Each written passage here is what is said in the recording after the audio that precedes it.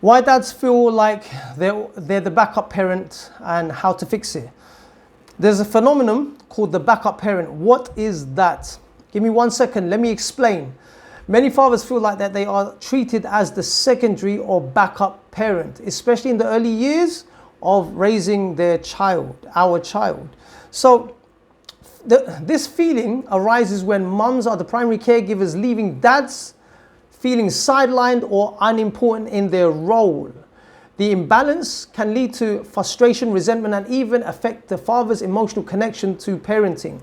Now, there's a number of things here that's happening, this phenomenon, as we are being sidelined. We are the backup parent, because as soon as you have your first child, all the attention goes to your child, and that is where your spouse's attention will go. It's so extreme where there'll be a time where you will not be acknowledged for what you are doing. There'll be a time where once upon a time you had the attention, you had the affection, you no longer are important at that time. At the time that you have your first child, the newborn. And it only gets worse in the relationship if you don't know how to navigate it. So this can lead to resentment, this can lead to a feeling of disconnect towards your partner and towards your child as well. Because all of a sudden, you've got a newborn, it changes up the relationship, it changes up the dynamics, it changes up the roles, the responsibilities, and there's a lot of expectations and miscommunications, and there's a lot of breakdown in the relationship from this. There's a lot of pressure. Pressure's only increased. So, what are the common reasons why dads feel like the backup parent? There's 3 areas that I want to discuss with you guys and bring it to your attention. The first one is gender roles. Societal expectations still often places a primary role on the mothers as the main caregivers.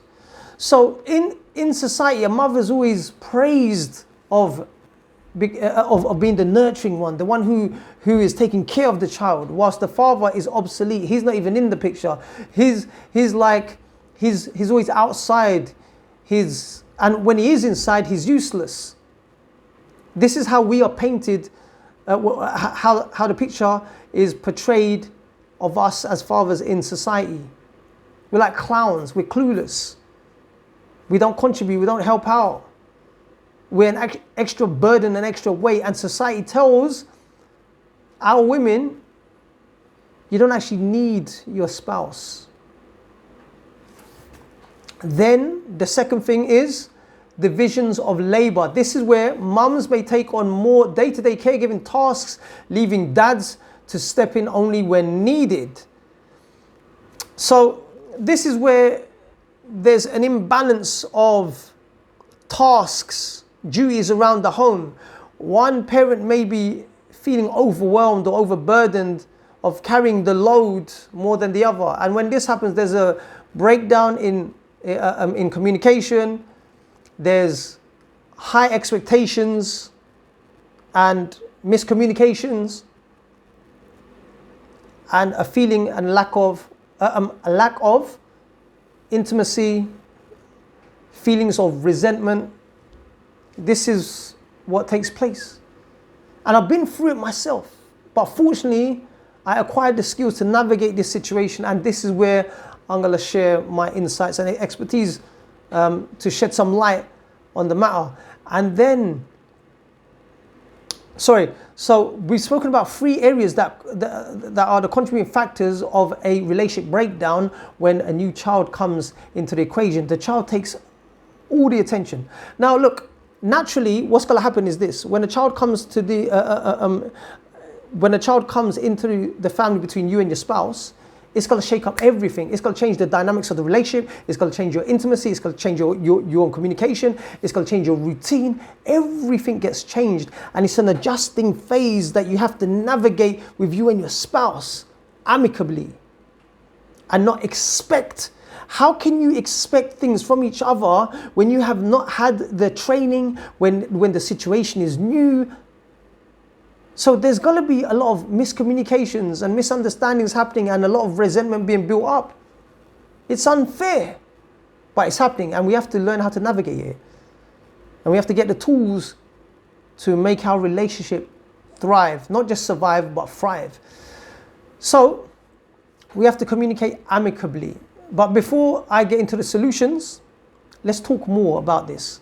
So whilst this is going on, we as fathers are feeling undervalued, not acknowledged, and we're feeling like a burden, a weight on our partners. Whilst the whole focus is on the child, you're out the equation. What should you do? Sorry, not what should you do. I kind of got sidetracked. What I'm trying to say is this. When this happens, there's an emotional disconnection. We as fathers will feel disconnected from our spouses, and this is where resentment and bitterness could build up depending on how you're dealing with the situation. A frustration of insecurity can start to come to the surface. We can have a sense of doubt in our abilities and our confidence, and this can strain the relationship. But I'll tell you what it is. This is where we're going to talk about the solutions now. So in order to navigate this, as fathers, we need to be more active in terms of doing more things around the home to help our partner lighten the burden. Because when we do this, when we take charge of stepping in and becoming more active, we feel involved and our partners will feel more secure. And when we have lightened the burden, there's a chance that there's better communication, there's better intimacy, the relationship gets better between you and your spouse, and the child gets the best of both of you. But I would like to point out something. It's also up to us to educate our spouses that the way we're feeling and what they're doing, their behavior, they may not be aware of how they're coming across in terms of not acknowledging us. And when we pull them up about this, these are the typical responses. They can be frustrated, they can be snappy, they could react in a negative way, they could be condescending, they could belittle you. It's a sensitive situation, and they are already stressed with the burdens of the relationship. So when you're coming to them and you're trying to explain to them, look, I feel left out, I don't feel acknowledged, I don't feel appreciated, I don't feel respected. The only way that you're going to get all of those things is when you start contributing, actively minimizing the burden. Then this is when your spouse, your partner will give you the time of day. Reason being is because that way she's not feeling overwhelmed and she's not feeling frustrated. Because when you don't do this, she's also blaming you.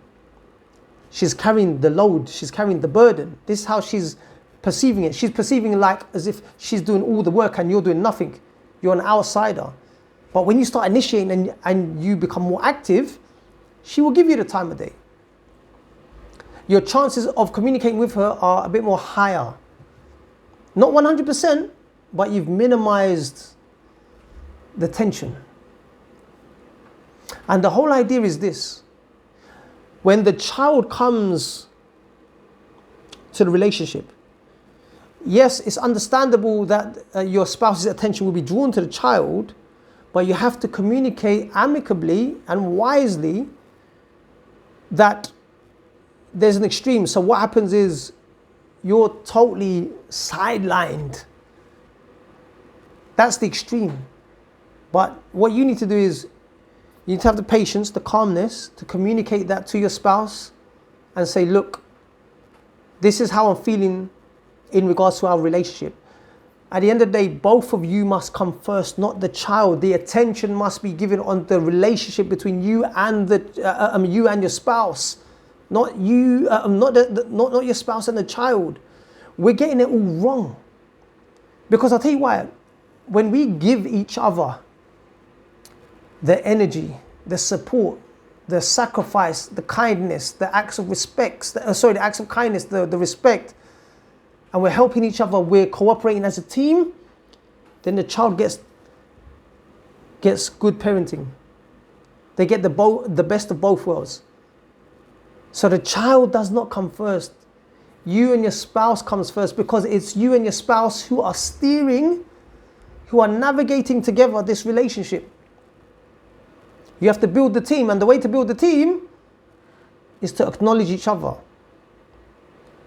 To put energy in helping each other grow and develop. Then the load gets lighter to carry. Then it doesn't seem so burdensome when it comes down to parenting. I'm not trying to say that you're free from burdens, and I'm not trying to say that you're going to be free from challenges, but you're minimizing it. We've been taught in this society that you could do it by yourself. You'll be all right. But that's far from the truth. The truth is, in order to survive, in order to thrive, you need a team behind you. You can't do it by yourself. By yourself can only get you so far. The lone wolf only gets so far before it gets attacked or before it gets eaten up. But when it's in its pack, it's in its team, there's a force field. It's really hard to break. It's like this. Another example, you've got a king and a queen inside the castle, but around the castle you've got the fortress that is guarded with their soldiers. They don't operate alone. They operate as a team. That's their team. King, queen, they're pawns. It's a team. Everything in life that is successful is built through a team, not by yourself. You can never, ever do things by yourself. Legends and legacies are not done by one person. There's a team, there's an army behind that person. This is what I'm trying to say. Working together, build each other, help each other. Raise that child, raise your child, Not one parent raising the child and forgetting the other spouse. It doesn't work like that. It doesn't work like that. We've got our principles all twisted and tangled. We come first. As parents, when we come first, we're able to give so much to the child. When the child comes first, there's a relationship breakdown. Fact, go see for yourself. Look everywhere around you. There's relationships breaking up left, right, and center. Reason being is because they've given so much emphasis to the child and not each other. Not to the team. Not to the team player, the teammate. This is what I'm saying. Our attention has just been misplaced. And I'm not saying that that you shouldn't give attention to the child. You have to balance it. You have to acknowledge your partner and also give what is due to the child, but not everything, not your soul, your heart, and forgetting your partner at the same time. It doesn't work like that. You have to nurture each other. You have to nurture your child. You have to nurture your unit. That's what needs to be done. So it's about having open communication. And what does that look like? Set clear expectations. Share, outline responsibilities that you can easily carry. And also support and encourage. Actively, fathers get involved in things to do with chores around the home, duties around the home. Just help out. It makes a world of difference to your spouse. It will make a world of difference to your child, because then the child can see, oh my gosh, my dad is actively involved in my life. He actually cares. And this starts from grassroots when your child is a baby, because this is where habits are built. That's it.